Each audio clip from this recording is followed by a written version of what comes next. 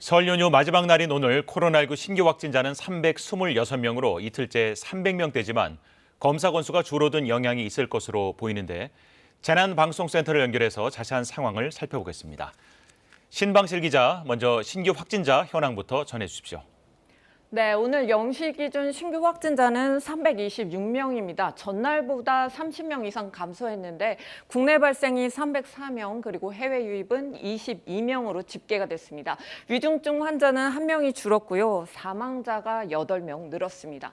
먼저 신규 확진자 추이를 살펴보겠습니다. 강도 높은 거리 두기 속에 하루 500명 안팎을 오르내리다가 최근 다시 감소세를 보이고 있습니다. 설 연휴 들어서 이틀째 300명대를 유지하고 있는데요.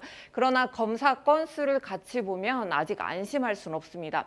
평일에 8만 건에 이르던 검사 건수가 이번 연휴 동안 3만에서 5만 건 정도로 줄었기 때문인데요. 확산세가 완전히 꺾였는지 판단하기 위해서는 앞으로의 추이를 좀 더 지켜봐야겠습니다.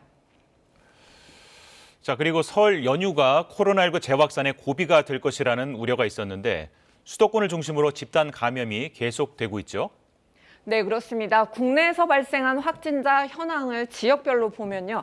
어제 하루 서울에서 147명, 그리고 경기 77명 등 수도권에서만 243명의 확진자가 나왔습니다.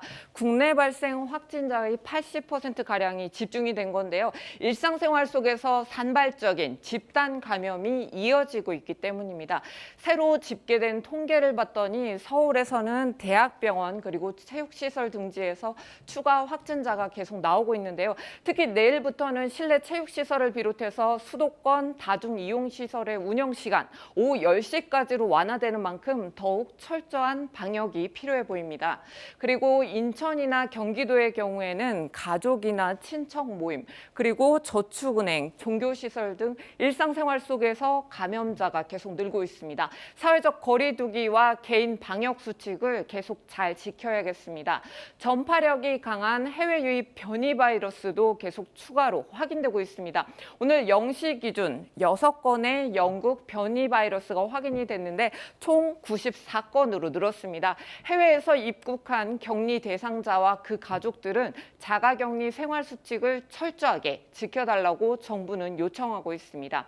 이제 설 연휴 거의 끝나갑니다. 내일부터는 거리두기 단계가 내려가고 연휴 이후 새로운 일상이 기다리고 있는데요. 나와 내 가족을 위해 5인 이상 사적인 모임을 자제하는 등 긴장을 늦추지 말아야겠습니다. 지금까지 재난방송센터에서 KBS 뉴스 신방실입니다.